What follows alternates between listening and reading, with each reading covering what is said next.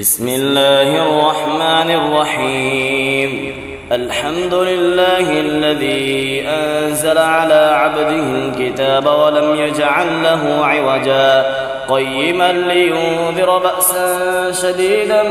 من لدنه ويبشر المؤمنين الذين يعملون الصالحات أن لهم أجرا حسنا ماكثين فيه أبدا وينذر الذين قالوا اتخذ الله ولدا ما لهم به من علم ولا لآبائهم كبرت كلمة تخرج من أفواههم إن يقولون إلا كذبا فلعلك باخع نفسك على آثارهم إن لم يؤمنوا بهذا الحديث أسفا إنا جعلنا ما على الأرض زينة لها لنبلوهم أيهم أحسن عملا وإنا لجاعلون ما عليها صعيدا جرزا أم حسبت أن أصحاب الكهف والرقيم كانوا من آياتنا عجبا إذ أوى الفتية إلى الكهف فقالوا ربنا آتنا من لدنك رحمة وهيئ لنا من أمرنا رشدا فضربنا على آذانهم في الكهف سنين عددا ثم بعثناهم لنعلم أي الحزبين أحصى لما لبثوا أمدا نحن نقص عليك نبأهم بالحق إنهم فتية آمنوا بربهم وزدناهم هدى وربطنا على قلوبهم إذ قاموا فقالوا ربنا رب السماوات والأرض لن ندعو من دونه إلها لقد قلنا إذا شططا هؤلاء قوم اتخذوا من دونه آلهة لولا يأتون عليهم بسلطان بين فمن أظلم ممن افترى على الله كذبا وإذ اعتزلتموهم وما يعبدون إلا الله فأووا إلى الكهف ينشر لكم ربكم من رحمته ويهيئ لكم من أمركم مرفقا وترى الشمس إذا طلعت تزاور عن كهفهم ذات اليمين وإذا غربت تقرضهم ذات الشمال وهم في فجوة منه ذلك من آيات الله من يهد الله فهو المهتد ومن يضلل فلن تجد له وليا مرشدا وتحسبهم أيقاظا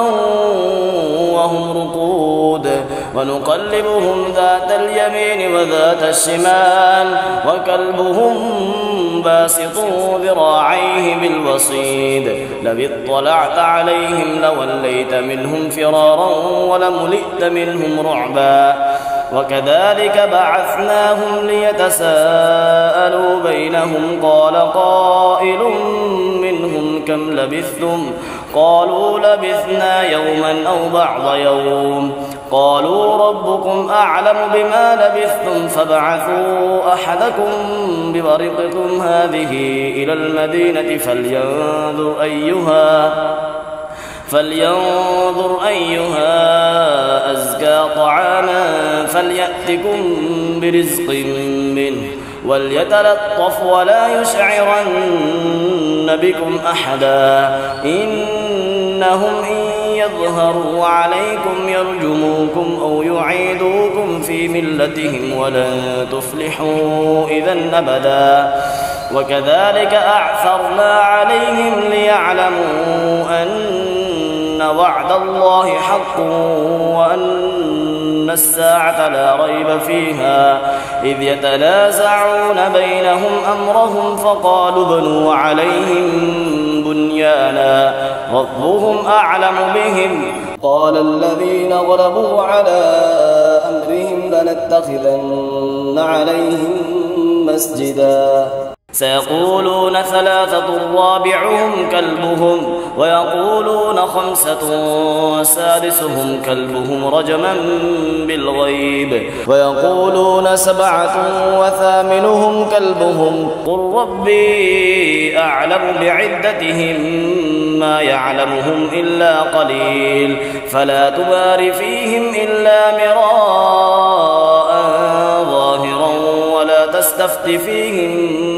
منهم أحدا ولا تقولن لشيء إني فاعل ذلك غدا إلا أن يشاء الله واذكر ربك إذا نسيت وقل عسى أن يهديني ربي لأقرب من هذا رشدا ولبثوا في كهفهم 300 سنين وازدادوا 9 قل الله أعلم بما لبثوا له غيب السماوات والأرض أبصر به وأسمع ما لهم من دونه من ولي ولا يشرك في حكمه أحدا واتل ما أوحي إليك من كتاب ربك لا مبدل لكلماته ولن تجد من دونه ملتحدا واصبر نفسك مع الذين يدعون ربهم بالغداة والعشي يريدون وجهه ولا تعد عيناك عنهم تريد زينة الحياة الدنيا ولا تطع من أغفلنا قلبه عن ذكرنا واتبع هواه وكان أمره فرطا وقل الحق من ربكم فمن شاء فليؤمن ومن شاء فليكفر إنا أعتدنا للظالمين نارا أحاط بهم سرادقها وإن يستغيثوا يغاثوا بماء كالمهل يشفي الوجوه بئس الشراب وساءت مرتفقا إن الذين آمنوا وعملوا الصالحات إنا لا نضيع أجر من أحسن عملا أولئك لهم جنات عدن تجري من تحتهم الأنهار يحلون فيها من أسابر من ذهب ويلبسون ثيابا خضرا من سندس واستبرق متكئين فيها على الأرائك نعم الثواب وحسنت مرتفقا واضرب لهم مثل الرجلين جعلنا لأحدهما جنتين من أعناب وحففناهما بنخل وجعلنا بينهما زرعا كلتا الجنتين آتت أكلها ولم تظلم منه شيئا وفجرنا خلالهما نهرا وكان له ثمر فقال لصاحبه وهو يحاوره أنا أكثر منك مالا وأعز نفرا ودخل جنته وهو ظالم لنفسه قال ما أظن أن تبيد هذه أبدا وما أظن الساعة قائمة ولئن رددت إلى ربي لأجدن خيرا منها منقلبا قال له صاحبه وهو يحاوره أكفرت بالذي خلقك من تراب ثم من نطفة ثم سواك رجلا لكن هو الله ربي ولا أشرك بربي أحدا ولولا إذ دخلت جنتك قلت ما شاء الله لا قوة إلا بالله إن ترني أنا أقل منك مالا وولدا فعسى ربي أن يؤتيني خيرا من جنتك ويرسل عليها حسبانا من السماء فتصبح صعيدا زلقا أو يصبح ماؤها غورا فلا تستطيع له طلبا وأحيط بثمره فأصبح يقلب كفيه على ما أنفق ففسق فيها وهي خاوية على عروشها ويقول يا ليتني لم أشرك بربي أحدا ولم تكن له فئة ينصرونه من دون الله وما كان منتصرا هنالك الولاية لله الحق هو خير ثوابا وخير عقبا واضرب لهم مثل الحياة الدنيا كماء إن أنزلناه من السماء فاختلط به نبات الأرض فأصبح هشيما تذروه الرياح وكان الله على كل شيء مقتدرا المال والبنون زينة الحياة الدنيا والباقيات الصالحات خير عند ربك ثوابا وخير أملا ويوم نسير الجبال وترى الأرض بارزة وحشرناهم فلم نغادر منهم أحدا وعرضوا على ربك صفا لقد جئتمونا كما خلقناكم أول مرة بل زعمتم أن لن نجعل لكم موعدا ووضع الكتاب فترى المجرمين مشفقين مما فيه ويقولون يا ويلتنا ما لهذا الكتاب لا يغادر صغيرة ولا كبيرة إلا أحصاها ووجدوا ما عملوا حاضرا ولا يظلم ربك أحدا وإذ قلنا للملائكة اسجدوا لآدم فسجدوا إلا إبليس كان من الجن ففسق عن أمر ربه أفتتخذونه وذريته أولياء من دوني وهم لكم عدو بئس للظالمين بدلا ما أشهدتهم خلق السماوات والأرض ولا خلق أنفسهم وما كنت متخذ المضلين عضدا ويوم يقول نادوا شركائي الذين زعمتم فدعوهم فلم يستجيبوا لهم وجعلنا بينهم موبقا ورأى المجرمون النار فظنوا أنهم مواقعوها ولم يجدوا عنها مصرفا ولقد صرفنا في هذا القرآن للناس من كل مثل وكان الإنسان أكثر شيء جدلا وما منع الناس أن يؤمنوا إذ جاءهم الهدى ويستغفروا ربهم إلا أن تأتيهم سنة الأولين أو يأتيهم العذاب قبلا وما نرسل المرسلين إلا مبشرين ومنذرين ويجادل الذين كفروا بالباطل ليدحضوا به الحق واتخذوا آياتي وما أنذروا هزوا ومن أظلم ممن ذكر بآيات ربه فأعرض عنها ونسي ما قدمت يداه إنا جعلنا على قلوبهم أكنة أن يفقهوه وفي آذانهم وقرا وإن تدعوهم إلى الهدى فلن يهتدوا إذا أبدا وربك الغفور ذو الرحمة لو يؤاخذهم بما كسبوا لعجل لهم العذاب بل لهم موعد لن يجدوا من دونه موئلا وتلك القرى أهلكناهم لما ظلموا وجعلنا لمهلكهم موعدا وإذ قال موسى لفتاه لا أبرح حتى أبلغ مجمع البحرين أو أمضي حقبا فلما بلغا مجمع بينهما نسيا حوتهما فاتخذ سبيله في البحر سربا فلما جاوزا قال لفتاه آتنا غداءنا لقد لقينا من سفرنا هذا نصبا قال أرأيت إذ أوينا إلى الصخرة فإني نسيت الحوت وما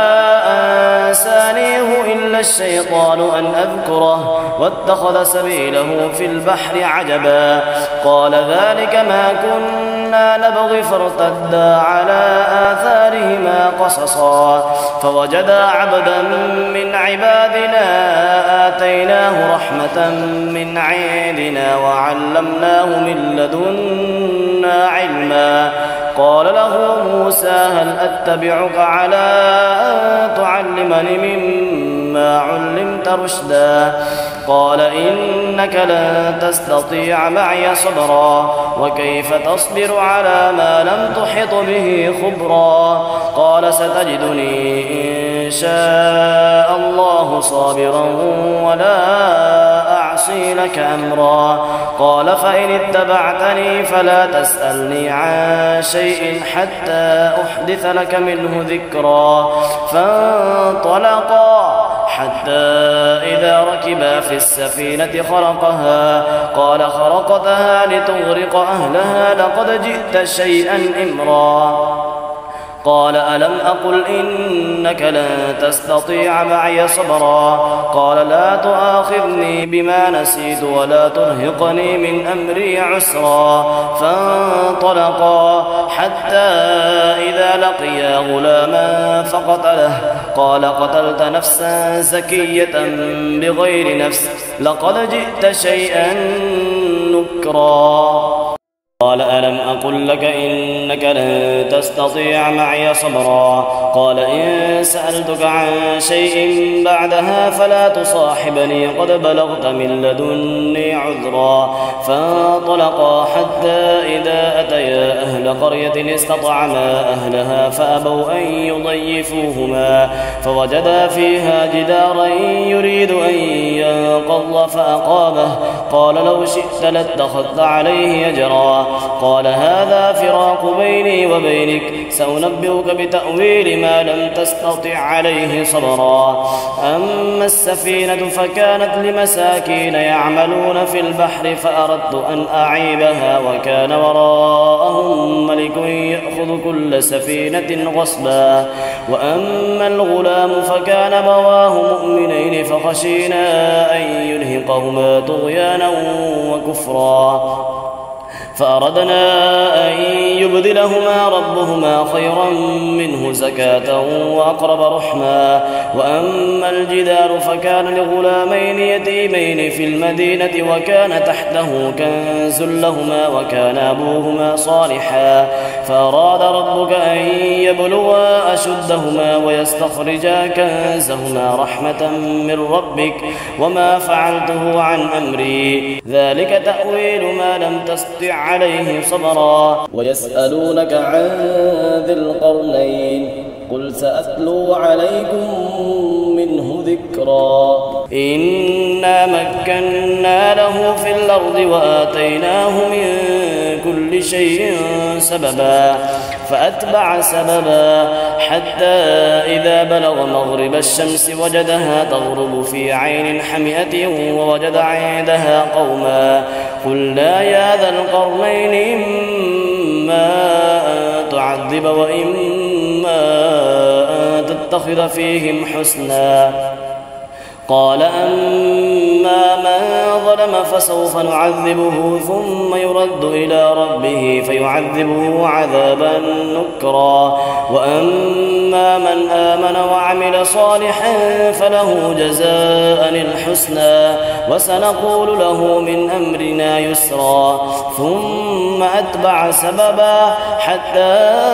إذا بلغ مطلع الشمس وجدها تطلع على قوم لم نجعل لهم من دونها سترا كذلك وقد أحطنا بما لديه خبرا. ثم أتبع سببا حتى إذا بلغ بين السدين وجد من دونهما قوما لا يكادون يفقهون قولا قالوا يا ذا القرنين إن يأجوج ومأجوج مفسدون في الأرض فهل نجعل لك خرجا على أن تجعل بيننا وبينهم سدا؟ قال ما مكنني فيه ربي خير فأعينوني بقوة أجعل بينكم وبينهم ردما. آتوني زبر الحديد حتى إذا ساوى بين الصدفين قال انفخوا حتى إذا جعله نارا قال آتوني أفرغ عليه قطرا فما استطاعوا أن يظهروه وما استطاعوا له نقبا قال هذا رحمة من ربي فإذا جاء وعد ربي جعله دكا وكان وعد ربي حقا وتركنا بعضهم يومئذ يموج في بعض ونفخ في الصور فجمعناهم جمعا وعرضنا جهنم يومئذ للكافرين عرضا الذين كانت أعينهم في غطاء عن ذكري وكانوا لا يستطيعون سمعا